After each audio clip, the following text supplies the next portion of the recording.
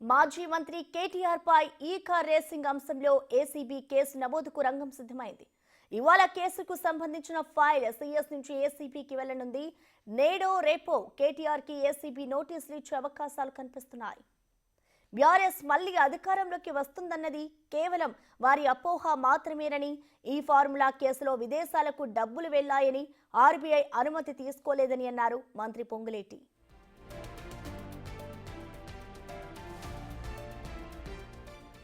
ఈ డబ్బులు ఎక్కడి నుంచి ఎక్కడికి వెళ్లాయన్నది త్వరలోనే విచారణలో తేలనుందని, ఈ ఫార్ములా కేసులో డబ్బు బదిలీలో పూర్తి మ్యాచ్ ఫిక్సింగ్ జరిగిందని, ఈ రేస్ వ్యవహారంలో కోట్ల రూపాయల దోపిడీ జరిగిందని, ఒక్కసారి ఏసీబీ విచారణ మొదలైతే డొంక మొత్తం కదులుతుందని, తుస్సు బాంబులైతే అంతా భయపడాల్సిన అవసరం ఏంటని బీఆర్ఎస్ ను నిలదీస్తున్నారు కాంగ్రెస్ నాయకులు.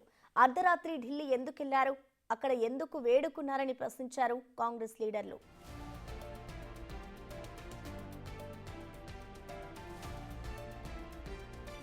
బీఆర్ఎస్ ఎమ్మెల్యేలు అసెంబ్లీలో గూండాల్లా వ్యవహరిస్తున్నారని, వారికి చర్చ అంటే ఇష్టం లేదని, జైలుకెళ్లి వచ్చాక పాదయాత్ర చేస్తారా, పొర్లు దండాలు పెడతారా, అది వారి వారి ఇష్టమని కామెంట్ చేస్తున్నారు కాంగ్రెస్ నాయకులు.